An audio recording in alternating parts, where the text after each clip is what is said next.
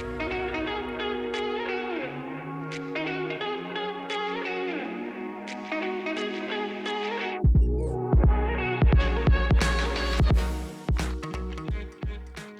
everyone. Welcome to another episode of Jiujiteiras. I'm Babs. I'm Katie. And we have our special guest here, Professor John Kelly. Thank you for Hello. being here today. But first, Katie, what's new and good in your life? I just finished a competition. It was fun. It's a blast. Thanks for coming to support me. Absolutely. I'm your people. Yeah. No, it's good. I went against Madeline Hughes. Yes, at the Breakthrough Grappling Series. Yeah. In Spring Hill, Nova Scotia yesterday. Yeah. So it's pretty recent. Yeah. I really look up to her. She's very sportsmanlike and just makes me feel super comfortable. I'm kind of new to competition. Like I've done a few, but like I'm not super seasoned. So yeah, it's been a learning experience for sure. So I was saying to John, I find it's very challenging to go from being like the etiquette that I have on the mats and like regular training sessions versus, competition fight mode. So we were talking about how it's been like a challenge for the mental game of competition versus. Yeah, you got to have that switch, right? You got to be able to, fight or flight kind of thing. Just switch it on and off. Yeah. How can you prepare new people, I guess, to whether or not if they decide they want to compete, like what would your advice be to them? Go watch one first. Okay. And then jump in. That's fair. But yeah, just understanding, like, I saw that a lot with the kids. They're so much fun in class. And then they get to the tournament. I remember one kid, probably last year before, and that first fight, you just see the look on their face because the other kid's been to a few more tournaments, and they get that death grip and they throw the kid to the ground, and But after that first match, and the kid realized, okay, all right. And then after that, this kid, he won probably 3 or 4 more matches and got the bronze or whatever it was. But yeah, just that first match, it was like, whoa, what just happened here? Right. And that intensity, right. And it takes a while too to deal with that, but then bring your own intensity, like we were saying upstairs about, because the other person is going to be competitive. The other coach is going to be competitive. So we want to do everything we can to do unto others, right? Before they do unto you. Austin 360. All right. But yeah, because people want to win, right? It's about to win. Yeah. I notice the more I've been competing and put myself out there for more competitive jiu-jitsu, like the last one before Madeline, I fought Hatjenza. And that one, I remember I had a game plan. I went out. I didn't get where I wanted to be right from the start. And in my head, I was like, I've lost. And I did lose the match. But I didn't even do well. I didn't even seem to be able to fight from that point. I think I was so much in my head. Mm-hmm. So with this match, I had gone to Joe Pilmer. I was like, man, like this is what I'm struggling with here. Any advice? So he did give me some tips for fill my bathtub with ice cold water and ice and get in, submerge yourself, let all those thoughts bubble up, and then pull a plug and let it go down the drain. You have to have like the mindset going in. So I did do that, Joe. I did listen to your advice. And it did help. It did help. I think I fought through a lot harder than I did in my previous match. Like I did fight because Madeline had me in a really good Ezekiel a couple different times. I was doing like the Darth Vader. The gurgle. And I was like, well, this is happening. I'm going to keep fighting. And so it kept going a little bit longer than I think my first one went. So It makes you feel good though. Yeah. It's small, tiny little victories. Like there's still so much I have to work on. So out of my last 4 competitions, I've lost once to points, and all other 3, I lost to a rear naked choke. So we know what I need to work on. Yeah. But you think about how many competitions Joe's been in. Yeah. Like a lot. Yeah. So it's a long process, right? It's a long process. And I've never competed, but I can't imagine going from, on the mats, you're comfortable with people, and then now you're in it to win it. Like Yeah. there's no kind of like, there's camaraderie before and after because you respect the people that you're going up against. But the switch, I respect all the people that go out there, put themselves out there and get into that mindset. Because I'm like, I don't think I could do it. Well, I feel really good to have pushed past my comfort level and gone out there and done my best that I could at the time. And I feel, like I say, I do feel like I'm slowly improving. And if nothing else, I'm motivating everybody else to go out there and try it. I mean, there's no harm in going out and losing. Like I mean, I'm not an Olympic athlete. I don't pretend to be. So, I mean, this is recreational for me, and it's just to kind of push those boundaries and see, if I'm able to go out and push past something that's uncomfortable and, but every competition I've gone to, I've enjoyed, and, I look back on all the pictures because I'm all about pictures. And I've got a great big smile on my face. Like I've had a blast, and and networking with other women. Like I don't think there is a loser in women's competition because, you're representing the sport to other women and other females that want to try it. So, no, it's very inspirational. I know, like, I have the utmost respect for the fact that you step out there and, all the people under you that you coach, and it's amazing to see you out there. Yeah. Yeah. Well, I think too, like it is kind of to speak to other women and the women that I have coached and stuff. It's like, go out, play with it, have fun. Like, it's really not the end of the world. Yeah. One person has to lose. I was talking to a few people from work, and they're like, oh no, like, I was like, it's a 50-50 chance. Like there's two people, one is going to win and one is going to to lose. Like that's just the math in it, Yeah. So it is what it is. And if you leave it to the ref, it might not go your way. Yeah. So I do always look for constructive feedback. I think that's important. I mean, you don't want to be the loser in a competition, but if there's something you can work on and get better at, then I'm open to that. Well, and it's important to keep things in perspective.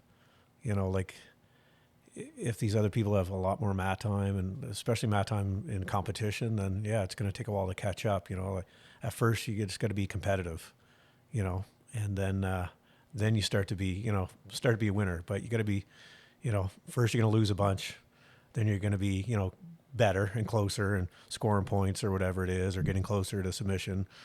And then eventually you're going to start winning, right? Yeah. But you got to go through all that process first, and there's no map. There's no, I was saying in the last podcast, well, North America, we want this matrix. We want this, this clear cut path of what to do. And sometimes it's just time and a little bit of luck, right? Yeah. So that's true. Looking for those opportunities to exploit, like during the match. No, like I said, it just takes time. And again, keep it in perspective. Like locally, we don't have like masters divisions and stuff like that. So if you're going to the World Masters, you're fighting somebody your age, your belt, then fine, be hard on yourself. But if you're competing with people, they got twice the mat time that you do, or they're half your age, stuff like that, right? You got to keep it in perspective, like those small victories, right? Yeah. And again, don't compare yourself to the other person. It's those small victories. Like when you're in your head and you're going, no, I'm not giving up. And then you push through it. Well, that's a victory, right? That's like a part of the growth process. So those are victories to me, right? Yeah. And nobody sees them. Yeah. People see the medal or the other person's hand going up, but they don't see in your head that, hey, I almost gave up 4 times, but I pushed through, right? So that's like 4 victories for me, right? Yeah. So, well, I can say though, just having been at the last event, like at your last competition, I did again, you'd only know being a coach or being alongside that.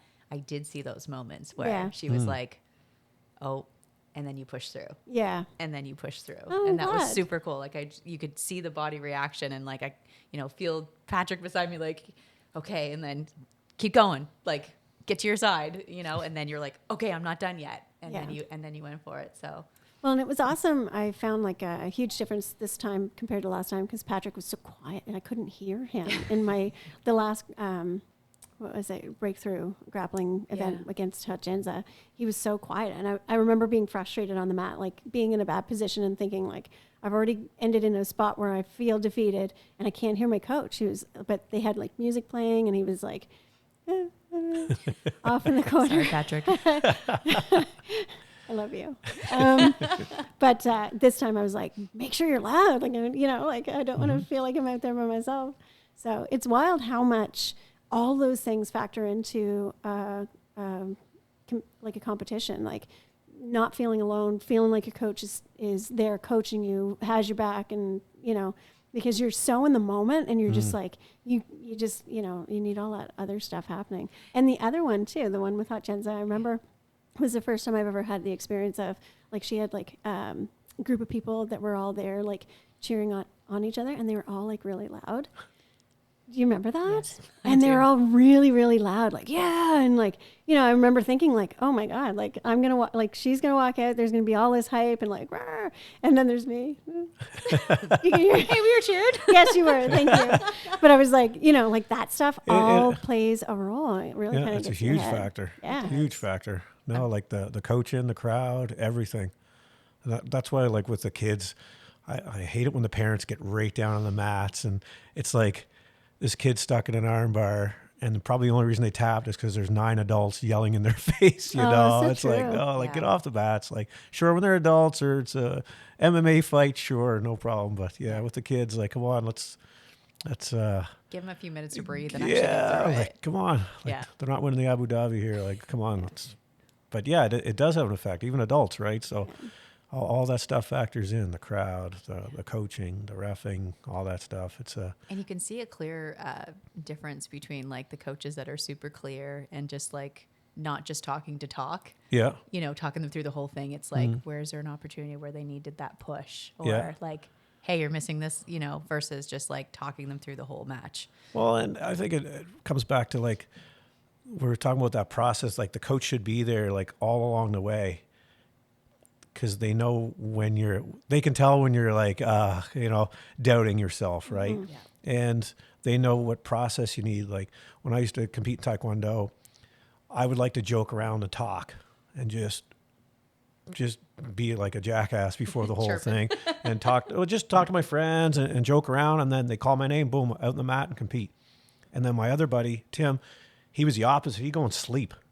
He would sleep. He didn't want to talk to anybody. He didn't want to be around anybody. And then he'd call his name. He'd stand up, walk out and compete. So it's different. I forget the term when we took the sports, what do they used to call it? I can't even remember. Like the training for New Brunswick sports. I'm trying to think what it was called. It used to have different levels, like 8. It used to be like 1, 2, 3, 4. NCCP. There we go. I don't know what it's called now. National Coaching Certification Program. But yeah, they taught you about like your ideal performance state, your IPS. And so you go to competitions and, I competed really well. So what did I do before the competition? What was I thinking during? What did I do after? And you kind of develop and figure out like, do you need to be slapped in the face before? Or do you need to be ignored? Or, you know, like what do you need to compete properly, right? So, but it takes a while, you know, like how many competitions, like 10, 20, but you got to go over and figure out like, I competed really well that day. Whatever breakfast, you know, who was I talking to? What were my nerves? And like I said, I like to just joke around and hype up, and some people like to be very quiet and alone. So, Or music. You see a lot of people just like pacing around with like their headphones in and whatever their hype tune is. It's like just that's what they're in. Yeah. So figuring out what do you need, right? It's really important, that ideal performance state. It was at the last Globetrotter camp that I went to, and I went to it was a little workshop that Kyle Sleeman put on, and he was saying how like he's a major competitor, he's in everything, and he was saying how like he doesn't want to put the headphones on, he wants to like take in the energy of the event, be grateful that you're there, you're getting the experience, and do all that. So it was kind of after the last Globetrotter camp that I was like, yeah, I'm gonna compete more, and so I'm out there, I'm losing, but I'm having a blast. You're like, not losing, you're that's out the there. main thing, and I'm learning. So it's been a really good experience, and and I definitely feel supported. I feel like everybody's happy for me. One of my first competitions, actually, and it was against Madeline Hughes. It was Madeline, and then I went against Martina King, and it was at MXT. I think that was a Rogue event. Yeah. And small world, look at that. Everything like Shout connects. But yeah, we were there, and I remember Madeline caught me like so fast, and I remember like losing my match, and I was like, oh, and I remember being like on the verge of like, I could have cried. I was like, I don't know, I might cry right now. Yeah. And I remember getting up and walking over, and you had the biggest smile on your face, and you're like, how do you feel? And I was just like, oh, wow. Like, it was hard to cry through that. So I was like, I feel okay. And you're like, all right, you're going to get ready to do the next one.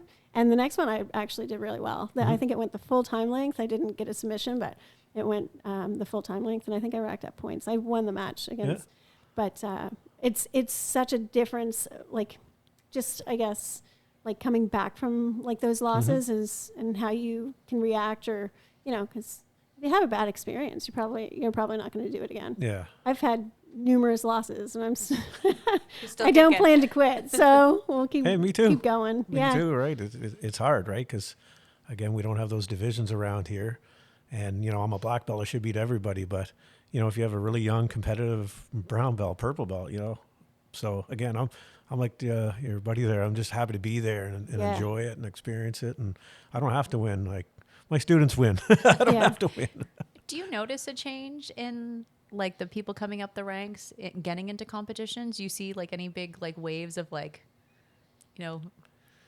I just find there's always the younger people. They want to compete and get out, and every once in a while you have some of the older guys that don't mind. They'll jump in just for fun too. But yeah, it's mostly the younger people that, they're not scared of breaking their leg and going to work Monday, right? Yeah, that is a big fear for me, was injury. And I remember talking to Sarah about that at the last Women That Fight event in PEI.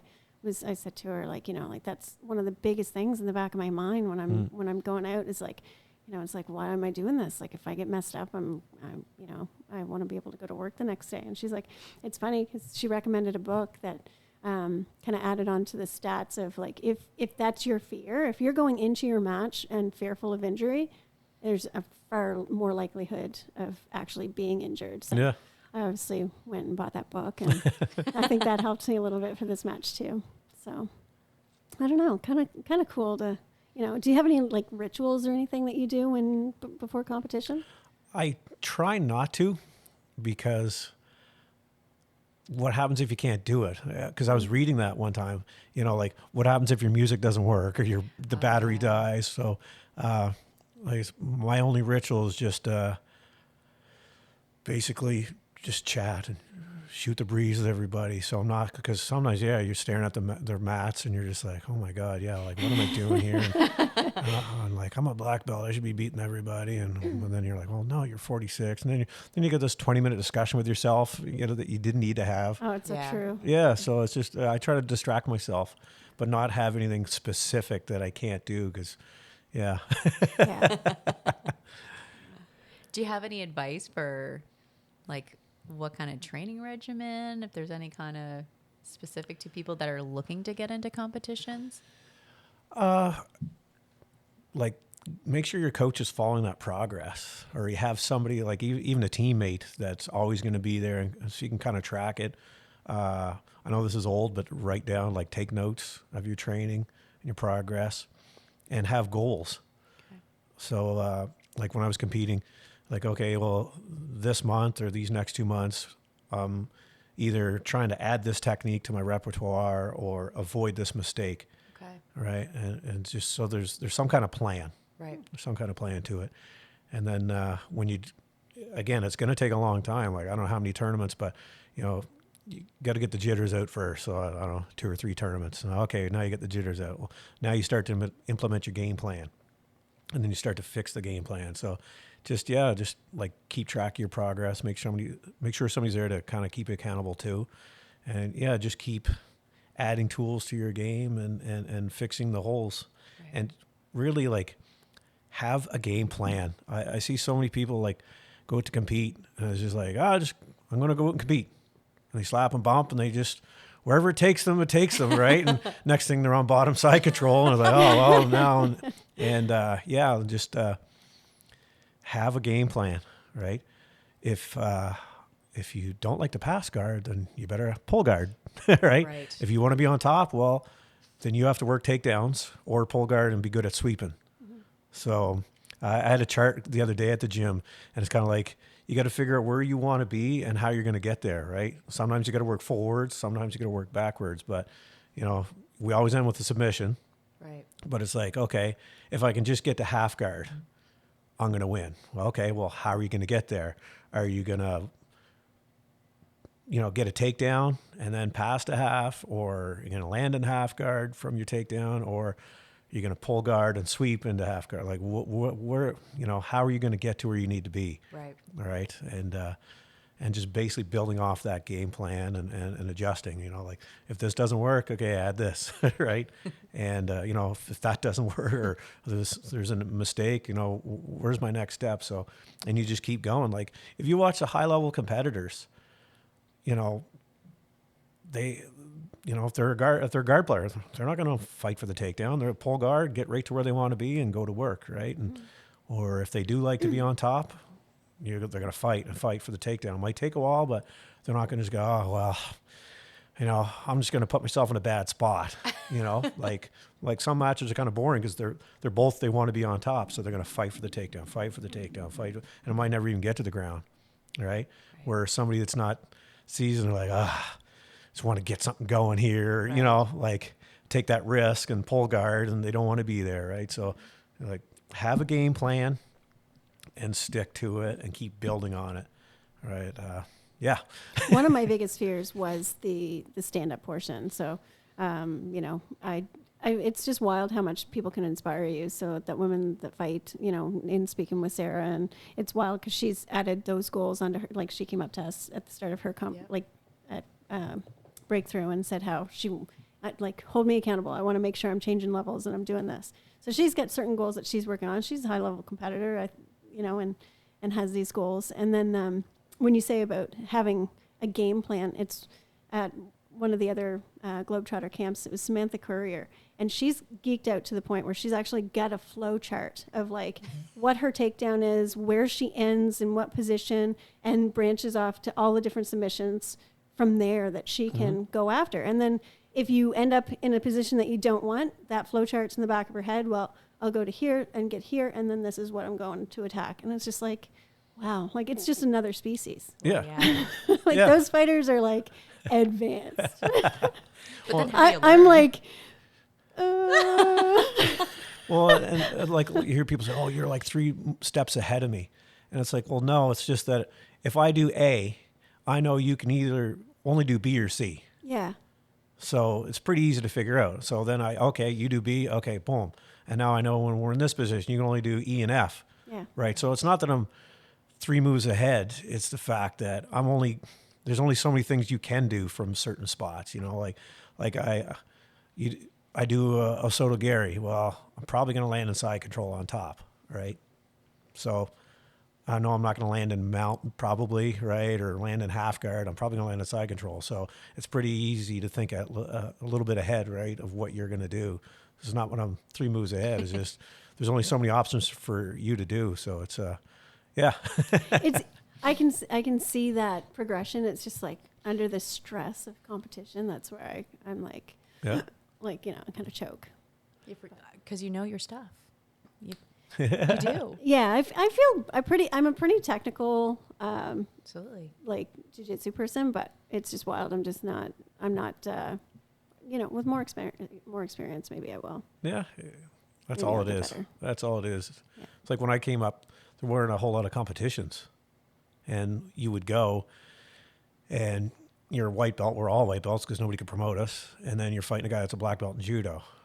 And you're just like, oh man, I suck. I lost. And you're just like, well, wait a minute. No, that person's a lot better than me. Or you're fighting another white belt who's been in jiu-jitsu for 5 years, but again, nobody's promote them. Yeah. Right. So yeah, there weren't a whole lot of tournaments back then, and it was really hard to kind of gauge yourself against other people. And yeah, now if you're not going to every single tournament, then don't be too hard on yourself. Because like Madeline, she goes to every tournament. I've refereed so many of these tournaments, and I've some of our own students. Oh man, I lost. It's like, yeah, but you haven't done one in a year, and this person's probably done 30 matches since. Yeah. So don't compare yourself oh, I lost in 10 seconds. Well, so what? This person is, and a lot of times these, even though they might be blue belts or purple belts, they have their game.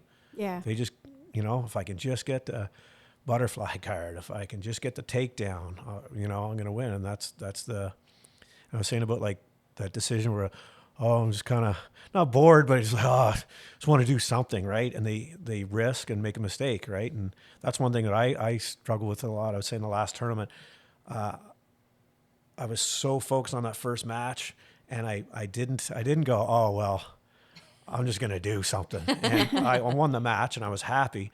But I was so happy about winning that match. The second match, I was like, oh, and I did something stupid the first thing, and then I got beat. And I was like, you got to keep that focus the whole match, the whole tournament, right? Whether you got 5 matches or 1, like you got to keep that focus the whole time. And if you're not happy, don't just, I'm going to try this move. Saw on YouTube last week. I'm just going to throw that out there. Like, no, don't. I remember you saying that in class one day. Okay, friend of you, if you're sending me 20-minute YouTube videos, like I'm not looking at them. You can come to me and ask me a question after class. Well, and that's some good advice too for people who want to compete.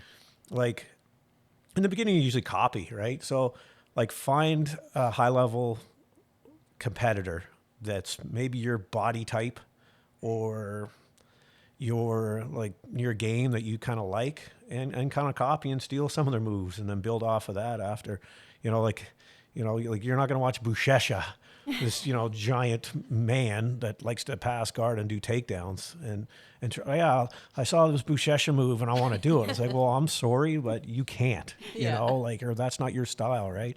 But I see people do that. They're watching this 20-minute YouTube video with 28 different moves and it's really detailed and it's probably, tailored specific to this person and their body type and their strategy. And find stuff that's going to fit, I have this famous one where Cobrinha's a little dude like me. And I watched Cobrinha do this move on Facebook video. It's like 10 seconds. And I literally watched it and I was like, oh, I like that guard. I think it was lasso guard. I like lasso guard. I like playing guard. Cool. I went to the gym. I was hitting that like 10 times that night and I've been using it ever since. But it fit into my game and it was, my kind of style. So yeah, don't try to force stuff into your game just because it looks cool. And be really careful. Like there's so many these videos where the person's not even resisting. Like, oh yeah, look at that back take. There's 27 moves to them. The person's doing 9 somersaults. But you watch the other person, they're not even doing anything. They're not even defending. Right. So, some of them work, I'm sure, but a lot of them don't fall down that rabbit hole. And again, try to find stuff that fits into your style that you're, you're watching the Meow Brothers. Like there's these dudes that can contort themselves these contortionists from the back of the 80s. Right. But you might not be able to do that. Right. So find somebody to kind of mimic and copy and yeah, because I found that helped my game a lot more. Just cool. Yeah. It's a little dude like me. I like playing that guard and it's not a 20-minute video. Yeah. And I can incorporate it and understand it. And plus some of these moves too, sure, I'm a black belt and I'm pretty well versed in most techniques, but some of the stuff is so niche, to that one athlete. And then you're coming in, your coach is like, man, I don't even get it. Right. So you want maybe not just your coach, but your teammates to be able to kind of troubleshoot stuff too. And so, yeah, just be careful of those niche techniques, because these people make money off it, right? These people make money off these videos and, these high-level athletes, and it's their game. And they've developed over such a long time. For you to just grab one move out of it and not have the rest of the game, you know what I mean? Yeah. So again, I'm talking about lasso guard. So you don't play lasso guard at all. You hate it. You've never used it. And this whole game is based off a failed lasso sweep, or if you do get it, what's the next move? And then you're just trying to take one little tiny piece out of this game and put it in yours. Well, it's probably not going to fit, right? So enough of me rambling on about technique. No, it's good. But what about cross training, I guess, not necessarily different forms of martial arts, but different clubs, when people are competing? Yeah, I mean, it's just like anything. You got to find the right team, the right group of people. Yeah, if you have friends there, great. Train at other spots. I definitely encourage people to train other spots. Yeah, you're going to see other things. Train at other places, but make sure it's a good fit, good instructors, good group of people, because some gyms, they don't like new people. They're going to try to, prove a point and stuff like that. And, just make sure it's a good fit, Because some club cultures too, like might be more training, might be more academy based, like fundamentals. Yeah. Depending on and I've listened to other podcasts where their clubs have changed over the years because the group of people that were there all of a sudden were competing. They became more competitive versus they started out as like academy fundamental based. So. Sorry to interrupt. No. It's just, jiu-jitsu is different to different people, right? And I hear all the time, like, oh, jiu-jitsu's this and jiu-jitsu's that. And it's like, how are you going to tell me what jiu-jitsu is?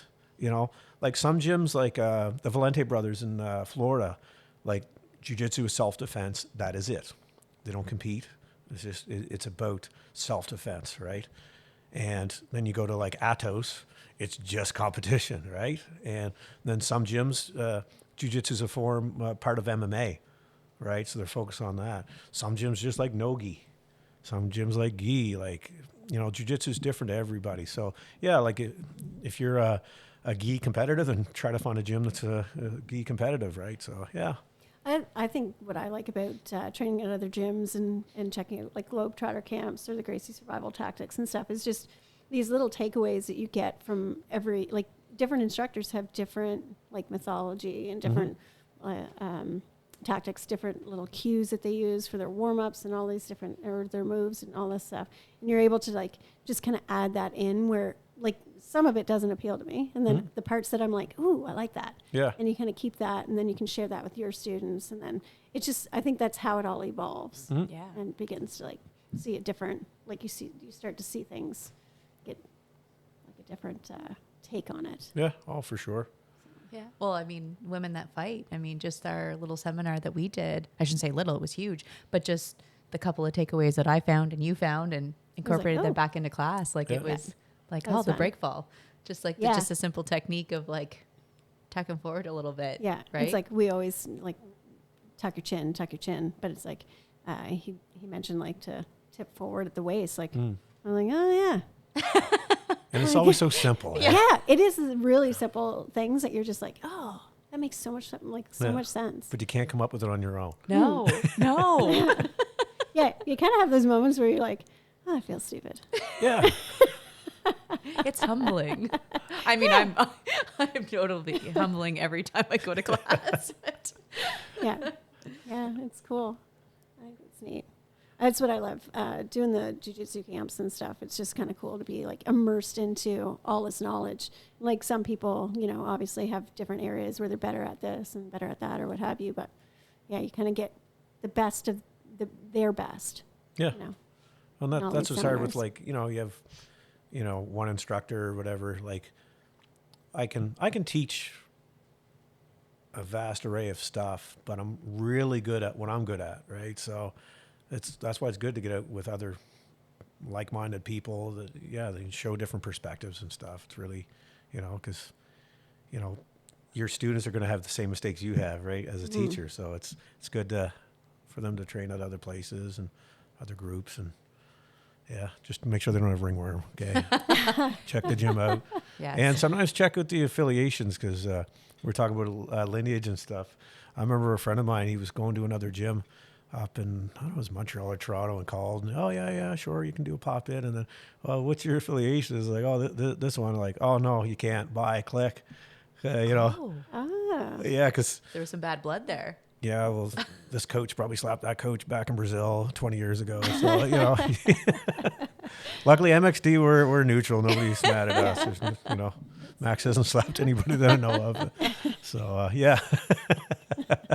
because, some of these teams, right, they get heated, right? Yeah, I suppose. And you're a white belt, you have no idea that there's all this bad blood. So, just call ahead before you go to another gym.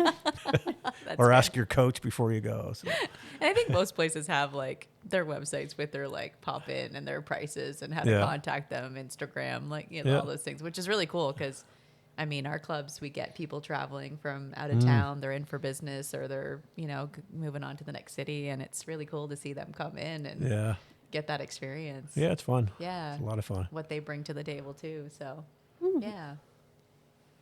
Always sharing. Yeah. Right? Yeah. You always learn from somebody. little extra adjustment, whatever. No, it's pretty neat. What do you suggest for like before competition, like meals, that kind of stuff? Like obviously not having a heavy donair before. Yeah. Carb load. I've done it before a class and paid for it. So Yeah. I knew not to do that for my competition, but. Yeah. I mean, you want some carbs. Just watch like the acidity stuff that's going to upset your stomach. Like if you cut any weight at all, you shouldn't. But if you did, watch how you recover that rehydration and stuff like that. I'm in the opposite boat of like always being like too little. Yeah. I'm like all my competitions have been in the 145 category, and I'm weighing in at 116. Well, just eat something you don't mind throwing up. Yeah, there you go. When the nerves kick in. That you won't miss if you Yeah. Yeah. Something easy to clean up on the mats. Yeah. But yeah, just watching like, just something that's going to upset your stomach, something really acidic maybe, or just nothing too heavy. Yeah. Unfortunately, I did watch someone chug orange juice at one of the road competitions, and it did come back up. It come back up, yeah. Yeah. I used to like, I remember in Taekwondo competitions, like even if I won the match, like as soon as it was over, I'd almost like, I was almost going to get sick. It was weird. Like even if I lost or if I won the match, it was just like, man, I might throw up here. It was really weird. Like the adrenaline dump? Yeah, it was like for a few, maybe like a year or whatever, just the nerves and then just boom. So yeah, eat something that's not too hard to clean up. Yes, please. With Taekwondo, how many matches would you have on average with a competition? It was single elimination too. Okay. So it just depends on the size of the tournament, but we usually have I've had up to 5 on one day at nationals and things like that. Yeah. Here's another good question. When people are going to competitions, obviously if they're really big, there's like these big wait times. Mm-hmm. What's the best practice there to keep your, like, I know you got to kind of find your own thing with music or whatever, but like that like long wait to get to your match. Yeah, it's the nature of the beast, right? But like check the smooth comp and see when your tournament is, and yeah, if you got to go out and relax somewhere or don't go too far. But Yeah. yeah, In case like the match moves up. I was a little late from the last one. I did the big intro, and I was running onto the mats, taking my pants off, my hoodie, trying to like. You weren't the only one though. So No. that there was a couple that did happen that night. But the training room was actually down the hall. So it was before it was just in back. So it was Yeah. easy to I'm cut, like, they just run right out. But Right. yeah, you had to down 2 hallways and get into the back into the space. Like, So oops, fashionably late. In my standalone rashi. yes. Yeah. Yes. Looks very sharp. shout out. So what do you think about like working a points system versus going for a sub, or like what's your theory on that? I mean, it's always submission. Jiu-jitsu is about submission, right? Always. And a lot of times I talk a lot about points, and people are like, oh, you're just thinking of a points fighter. But it's like, no, like if you're progressing towards a submission, you're getting points. Mm-hmm. So, and it's rewarding you for doing the right thing. So I do talk a lot about points, but it's because it's rewarding you for doing the right thing. Especially when you're teaching kids, like, they understand the points. Yeah. So you're like, okay, go here, get to this, do this. So they understand that process, right? Where if you just said, pass a guard, whatever, it's like, get around their legs and you get 3 points. Oh, cool. Yeah. Right. If you're sitting on their belly, you get 4. I want 4. 4 is more than 3, right? So I use the point system kind of as a teaching tool. But yeah, like always going for the sub, right? Always going for the sub, progressing. And I always laugh. People are like, oh, I hate the IBJJF. I hate points. It should be submission only. And it's like, if you watch any of those tournaments, there's more submissions in a points tournament than there is in a no submission, right? Well, because or a submission points- only, I mean. Points is the advantageous position. Yeah. So you're getting points for being in a better position, which sets you up more likely Yeah. for a submission. And if you're not worried about somebody getting to mount, then, you don't have to worry about it. They can just turtle up and cover up. And like I think it was it's one of the IBJS, might have been the Grand Prix or it might have been their World Championships, but there was more submissions in that than there was there's a couple weeks later, there was like a submission only tournament and there was hardly any submissions in it. Oh, wow. It was all decisions, right? So, and people are like, oh, I like submission only. It's like, yeah, but when there's a tie, what is the first thing you do? Oh, she had 4, she had the mount and 3. Well, now you're going back to the points anyway. Right. Or, oh, she almost passed the guard. Well, what's that? An advantage? People, I hate advantages. I hate points. I hate the IBJ. Well, as soon as you start talking about a tie and a submission only, then you're going right back to it. So to me, it's like, just why reinvent the wheel, right? So, what are your thoughts on? Because breakthrough, I kind of thought theirs was neat, like the 10-minute where like the first 5 is just like you get the submission, you win, and then afterwards, like after the 5-minute mark, it's like, all right, now we're on to points. Yeah, that's why ADCC does that. Okay. Yeah, that's where they get it. And to me, it's just there's no perfect system. Yeah. Humans are devious, and they're gonna do everything they can to win. I'm not gonna say cheat, but like work the system, right? And it's the same that like I watched the last ADCC, and like the first 5 minutes, nobody does anything. They don't do anything because they don't have to.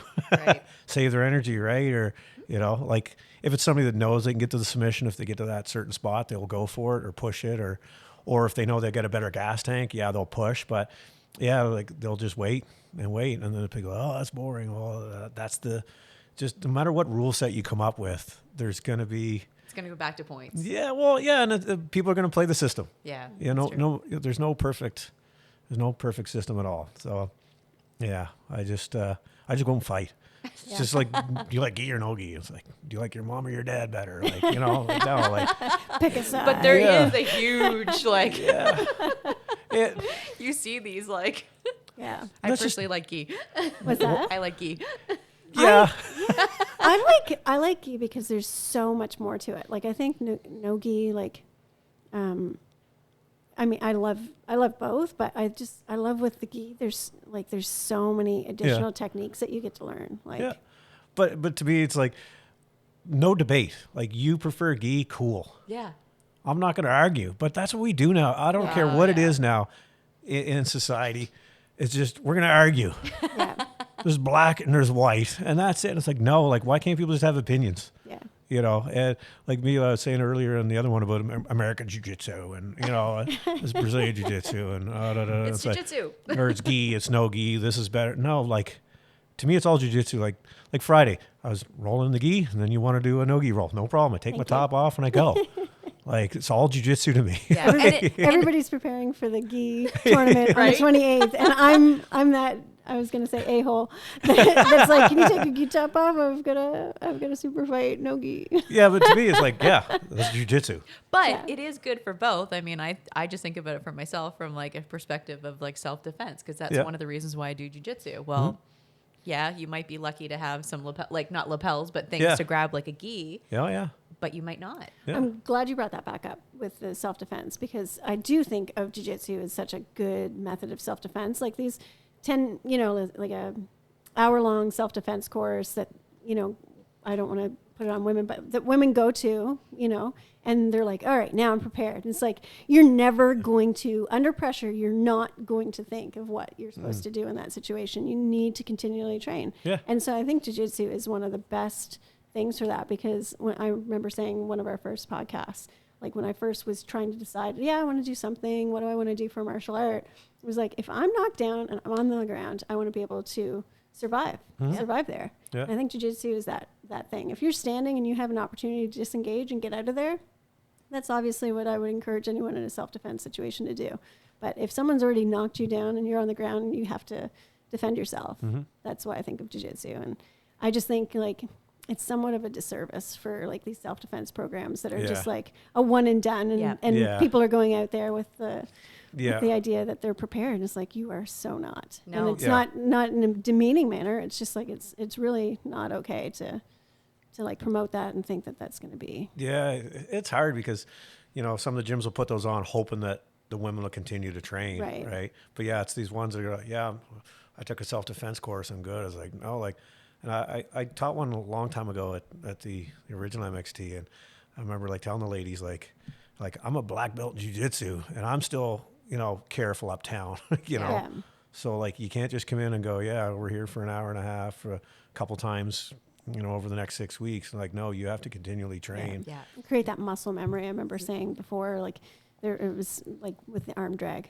It was like I'm up on the top tier in a unit with a guy who's trying to fight another guy and like arm drag and pin him against the wall. And it was like, oh shit, I did that. Yeah. Sorry for the bad word. Hopefully you never have to use it. Well, and some of the ladies are like, well, I don't even want anybody to sit on me and like do mount. And I was like, well, That's exactly what someone's going to do. that's what's going to happen. Like They're you're gonna pin ya. you're not comfortable here with your sister Yeah. being your partner and sitting on you and making you claustrophobic. Well, what's going to happen when I'm on top of you in King Square? Like, sorry, like, Yeah. and it's kind of tough love saying those things, right? But No, Yeah. but it needs Yeah. to be said. Like and yeah. Sorry. Sorry, I lost my train But of thought creating there. that like muscle memory, like continually training and going on the mats, and you don't realize it, but you're rewiring your brain so that like under pressure you're able to yeah. Not panic. react the appropriate way. Yeah, not panic. And that's where tournaments are good too, because you're putting yourself in a stressful situation. It's Yeah. good for self-defense too, right? And with Dealing someone with- who you're not necessarily comfortable rolling with, because you don't roll with them all the time, right? Yeah. Like I know some end up like with their teammates from clubs, but Yeah. for the most part, you're competing against Ooh. other people from other clubs. That's a good question. How awkward is that? We saw a couple people that were, on the same team and competing against each other. Yeah. I don't even know. Like, I guess I'm fortunate because there's not a lot of women. I'm fortunate and not fortunate because there's not a ton of women that Yeah. train at our club. But, the ones that do, I certainly don't want to compete against. Like, how weird, like awkward. It would happen, yeah. Yeah. But I'm assuming that if you train with another lady all the time, you kind of knew going in who's going to win it. Yeah. Maybe. That's how you know Probably. your strengths and weaknesses. Yeah, like the odd time, there's always somebody's probably going to be a little bit better at one time. Yeah. So you're probably going in going, yeah, she's going to catch me with that Kimura again or whatever, Yeah. right? But you're still going to fight hard to try to win. But Did you and Pat ever compete against each other? in Taekwondo, no. No, he was always heavier than me. But we had some wars in the gym. We had some awesome wars. Yeah. But yeah, like it's like such a strong bond, when you're training that hard that like, yeah, you almost kill each other in the gym and then go for a beer after, right? It's awesome. And like it means a lot to me, the people that have like sacrificed and come over, and like I know Alex has put in a few 10-minute rounds with me, Mitch and Tim, and like different people that are like, yeah, no, we'll get you ready. Yeah. And I do kind of feel sometimes in ways that maybe I've let them down, like not winning, but I can tell that they're still always game to hop in there and try and get me better and ready for the next one. So that means a lot. You don't let Shout out anybody to down. those guys. You don't let anybody down ever. No. You're out there. Again, you're putting that pressure. You're Yeah. putting that pressure on. They're just Well, I think, I don't know. I think like it would be my teammates that I want like to do better for. Like I don't care about people on the sidelines that don't train and don't do any of this stuff. It's like I really don't care what their opinion is. Like there's a ton of those people that are like, oh, well, you suck, and it's like, go on the mats with me. Well, it's like know, then you can form an opinion. But if you haven't trained, then like who are you? Yeah. But yeah, as far as my teammates, like that's obviously who you're going out and you're hoping to do well for. Like those are the people that you take pride in. And yeah. But they're just proud of you for being out there. Mm. I mean, it's not a conditional. It's not a condition of like you have to win or we're not going to train with you. Yeah, they're like, you're done. Like, you've got one more match, Katie. If you don't get it, that's it. We're done. Even probably the opposite. They'll be like, okay, we need more we rounds. gotta amp Like, this up. yes, exactly. So, no, I do feel fully supported with my teammates and my coaches, and It's good. it means a lot. So. Yeah, I'm not discouraged. It's funny because when you said about doing like a podcast dedicated to my competition, I'm like, but yeah. But it's good to hear the ins and outs too, because I think one other thing that's really cool is like you talking about the support, but you see people and again, just me watching the Rogue tournaments, like maybe they drove really far and all their teammates couldn't make it, or maybe a coach, family obligations, whatever, they couldn't be there. And you just see people from other clubs, like you don't have someone in your corner, I'm there. And then the people that have trained with them, maybe cross training, or all of a sudden they're all over there on the mat, and they're like, it doesn't have to be like, as you cross train, as you get out there in the community, you get those networks where other martial arts don't do that. in. Other martial arts don't do that. It's amazing. Really? No. Like it's like I don't so want like to cry Taekwondo right. wouldn't do that. Not back in our day. No. No. It's just like, you're from another club. No. You're on your own. You're on your own, pal. But like here, it's family. But like jiu-jitsu's the opposite.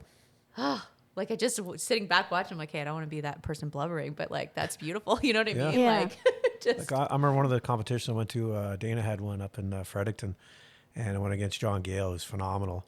And yeah, he tapped me with an arm bar or whatever. And after, it's just like, oh man, you almost swept me with that. And what were you doing here? And that's so cool. And if you're ever in Halifax, I come. And I was like, wow, this is different because I'm, like I said, I come from that Taekwondo background where you're just Mean mugging each other. mugging. Oh man, get my hands on you. It's so wild to think of that. Like Pat's told me a bit about your Taekwondo days and his Taekwondo days, and I'm like, I can't picture John Kelly sitting there doing like that. Yeah, like it's so polar opposite from who I know. Well, back then I had that switch though, right? I had to switch, and I was always nice in the gym and same as I am now. But when it was time to compete, it was like, all right, let's go. Yeah. Like, I'm going to go through you. get to the other side. Yeah. I did want to back up one thing on etiquette. Before and after your match, for those of you that haven't competed, and you might, like, depending on where, if you've watched any, like, you're going out there, like, what should you be doing? Because I see, like, shaking the ref's hand, the coaches, like, each other. Like, is there... I usually just slap and bump and go. But, yeah, some of the competitors at, like, the higher levels, they shake all the coaches' hand or the judges' hands because if it's a tie, okay. They pick, right? So you'll see them at the, like, IBGF at the if it's a tie and there's no, like, complete tie, the referee will take a step back, and when he stands up or steps forward, he'll put one hand up, and the other two judges have to do the same thing. So whoever gets two hands up gets the match. Okay. So that's why you see they're all real friendly to the referees and judges. Yeah. I did shake the ref's hand just because I started to recognize more and more like the different roles that people play in like the jiu-jitsu world. And like, so I did shake my ref's hand. It wasn't to sway her. It was just appreciation because like they're giving back to the, like. And you can never be too respectful. Like, you know. I just, and then I notice obviously, because you see sometimes people are so discouraged they've lost, they like walk right off the mats. But for the most part, you see the opposite. They're going to the opposite coaches to like shake, to acknowledge them. Like, we always did that in Taekwondo. You always shook your opponent's hand, and you walked across and shook the coach's hand and then come back. Yeah.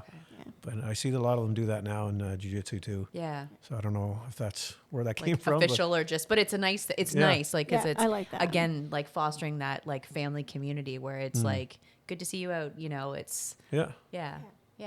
And again, like you just want to acknowledge everyone that's involved in these matches. Yeah. And it's like, it's nice too to I tried to break your arm, but now we're cool. It's over. Right. And one and done. That's it. And it's like a sportsmanship. Yeah. It's like a signal. It's a cue. It's amazing to see some of the people that flip the switch and like mean mugging, they're on. It's like, you know, they might shake and then it's a really hard roll, really hard match. And then at the end, it's like smiles come out and they're hugging each other. And it's like, oh, they knew each other a long time. Like, What I find weird is when people are like super like mean mugging and not disrespectful, but just really posturing at a local tournament.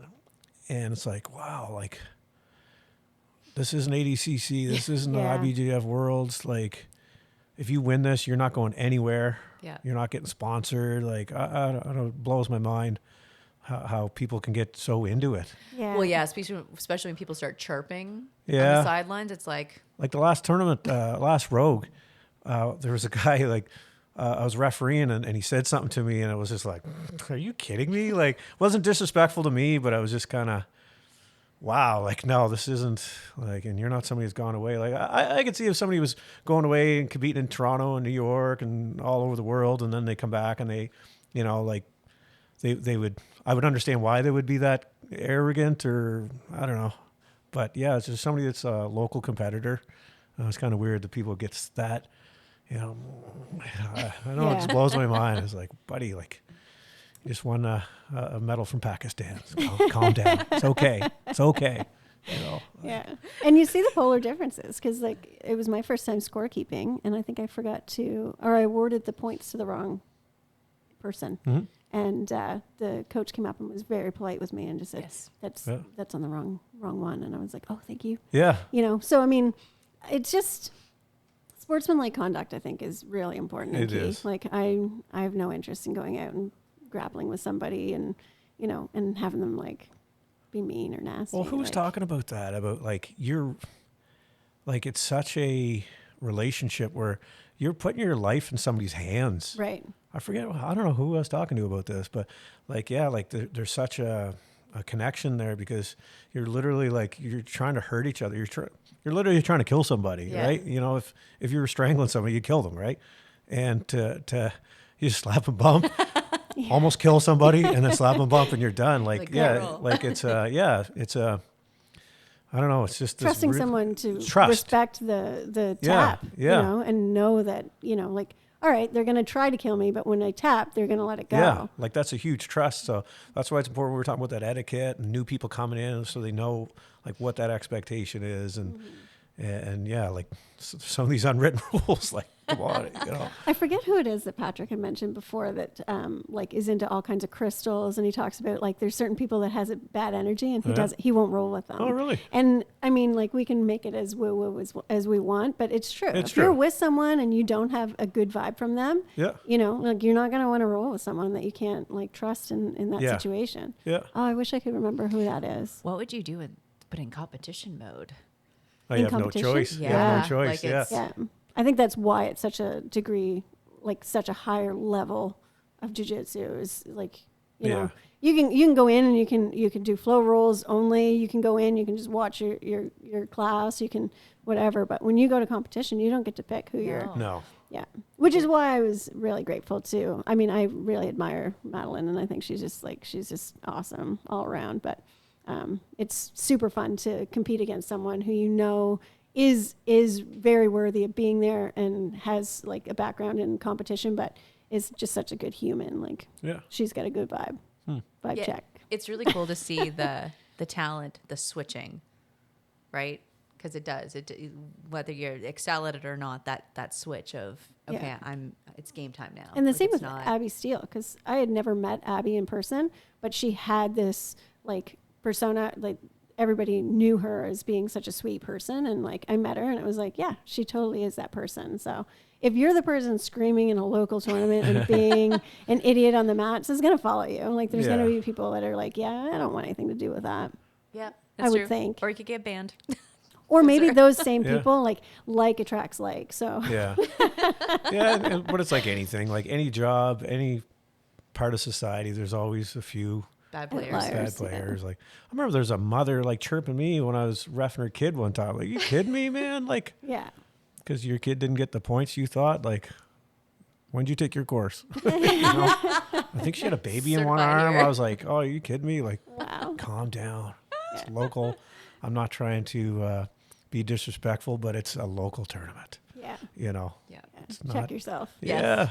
He's not losing a scholarship. Calm down.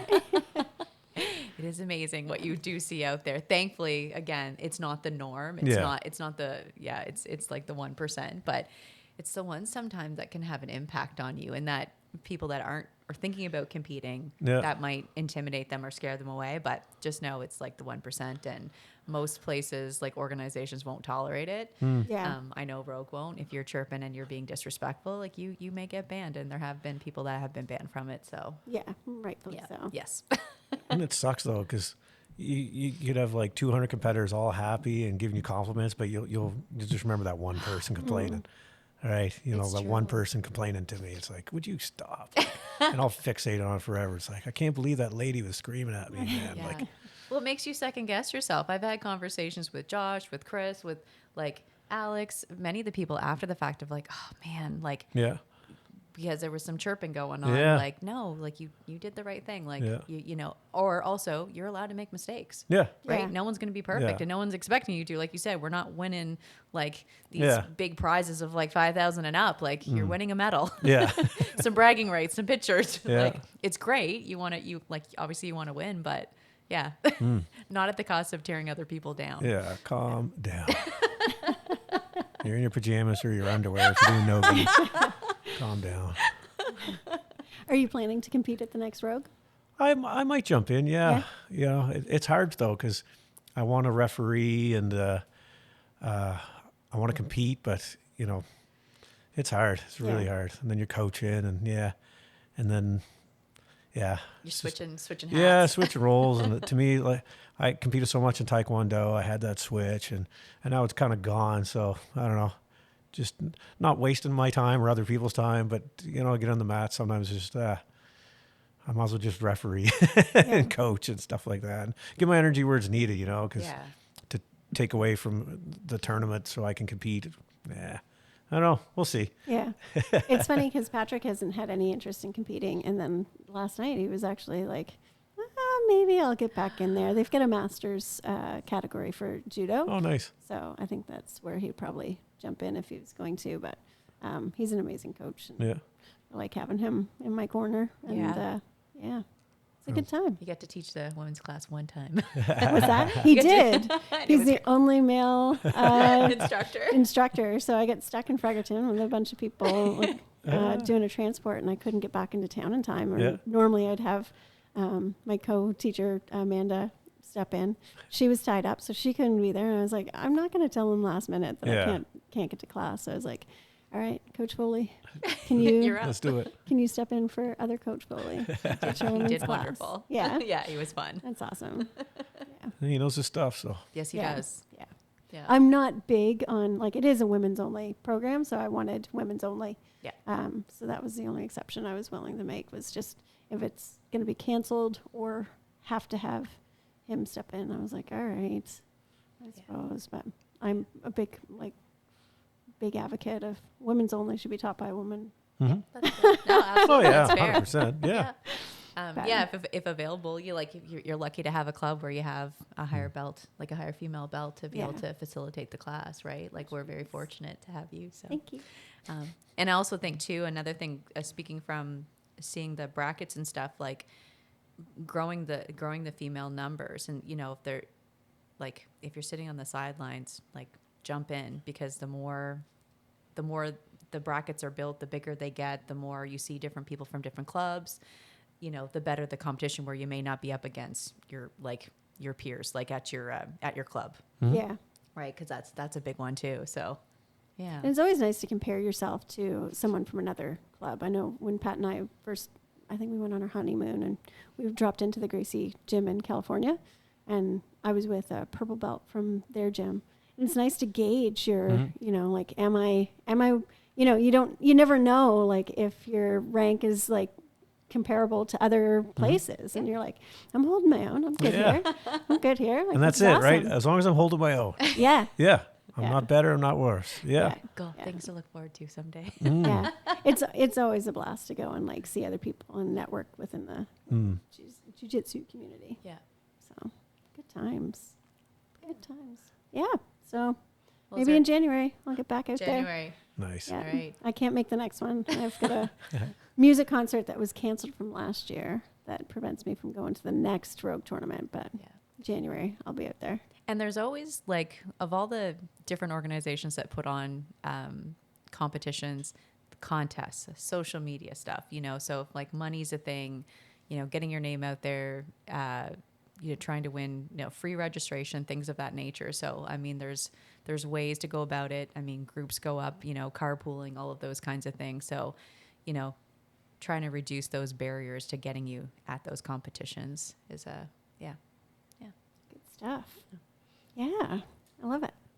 Is there anything else that you guys like to share for people maybe sitting on the fence? I talk too much anyway. No, go compete. Go watch one first, then go compete. Yeah, go for it. Let your coach know you're going. Tap your rolling partners in. Get them training you. Yeah. Okay. Yeah, put yourself in a bad spot. You don't like competing, go compete. Go compete. Cross train. Yeah. Do all of the things, but just get out there. Well, I was like Carlos Vieira, one of Ciapolista black belts in Australia. The secret of getting good is just training. Yeah. That's it, right? Just go. There's just no magic. You got some seminar, go to a seminar. You can go to a tournament, go to a tournament. Just do whatever you can. Get to every class you can. Go. Awesome. Well, thank you so much for being here. Well, thank you really for having me. Having you on the show and sharing your wisdom. It's been Been wonderful. I Thank appreciate you. it. Anytime. Yeah, lovely hearing all your knowledge. Well, thank you, everyone. Catch you on the next roll. All right.